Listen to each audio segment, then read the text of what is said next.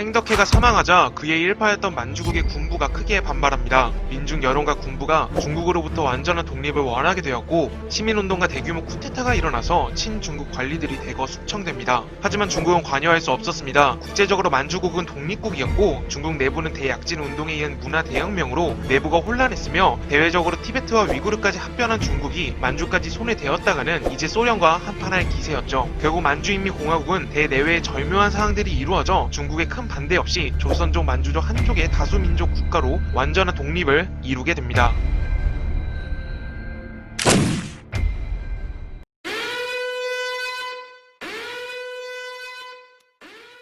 만주인민공화국의 완전한 독립은 중국에 용납할 수 없는 행위였습니다. 만주국의 독립을 인정하는 순간 중국의 소수민족들이 서로 독립운동을 벌일 테니까요. 결국 중국은 소련과 미국의 눈치가 보이겠지만 티베트를 점령한 방식이었던 빠르게 선제 공격한 후에 자치를 인정해주는 쪽으로 협상을 걸어 합병시키는 시나리오를 준비합니다. 하지만 예상치 못한 일이 발생하는데요. 1976년 4월 천안문 사태가 일어납니다.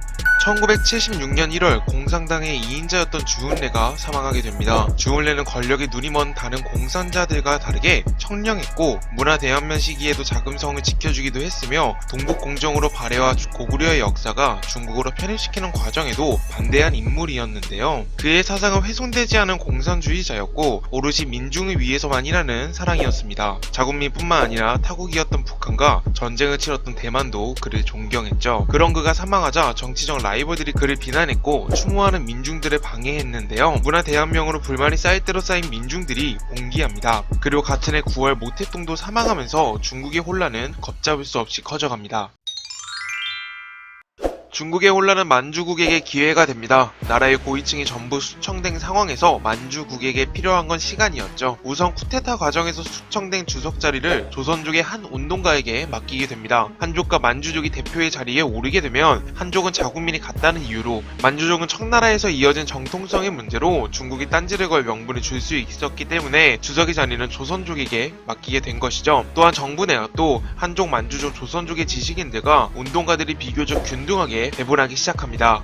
한편 독립에 가장 큰 공이 있었던 군부는 중국의 침공에 대비해 요소 지방에 각 군을 옮겨 대기 상태에 돌입합니다. 중국이 티베트를 어떻게 집어삼켰는지 봤던 그들에게는 지금 현 시점에서 운동가의 권력 투쟁보다 외부의 적으로부터 자신을 보호하는 것이 더 중요했죠. 그리고 소련과 북한의 자신들이 정식으로 독립했음을 알리는 한편 하나의 중국 정책 때문에 독립국임에도 가입하지 않았던 유엔에 정식으로 가입하게 됩니다. 그 시각 중국은 2년 만에 중국의 혼란 상황을 정리하고 등소평이 실권을 잡게 됩니다. 그는 현실적인 사람이었는데요. 이미 떠난 만주국에 계속 압박을 가하는 건 무리라고 판단하고 독립을 인정합니다. 하지만 하나의 중국은 포기하지 않았고 대만과 몽골처럼 나라가 다른 동포라는 명목하에 말이죠. 만주국은 나름 공산주의 국가에서 잘 나가는 편이었습니다. 넓은 평야를 소유해서 식량을 수출하므로 부를 쌓았기 때문이죠. 하지만 한계는 있었는데요. 이제 막 독립했던 터라 내수 경제도 활성화되지 않은 상황에서 수출에만 기댄다는 건 식량 수입을 해주는 나라의 영향력이 커질 우려가 있었죠. 그래서 경제 활성화 정책을 추진합니다. 북부 지역의 소련과 협상을 통해서 공업단지를 건설했고 요동반도 대련시에 대규모 항구를 건설하는 한편 북한 나진시의 컨테이너 사용을 계약하고 나진시와 연변을 통과해서 수도 심양까지 오는 철도를 건설합니다. 이로써 만주국은 동해와 서해의 통로가 열리게 되는데요. 중국 등소평의 개방 정책을 모티브로 미국, 일본, 한국과 무역을 진행하게 된 것이죠. 남으로 북한과 한국, 북으로 소련, 서쪽으로 몽골, 서남쪽으로 중국이 있었기 때문에 중간에서 중개 무역업의 수입은 짭짤했습니다. 또한 북한과 남한의 외교에는 다방면으로 성공을 거두게 되는데요. 한족과 만주족이 포함된 나라였지만 고구려 발해의 영토에 조선족이 독립국가를 이루어 살아가고 있다는 점에서 교류가 활발했죠. 일각에서는 만주족도 고구려와 발해의 민족 구성 중에 하나였던 것을 생각하면 결국 같은 민족으로 분류해야 한다며 남한과 북한에 이어서 만주국까지 통일해야 한다는 주장이 제기되기도 했습니다.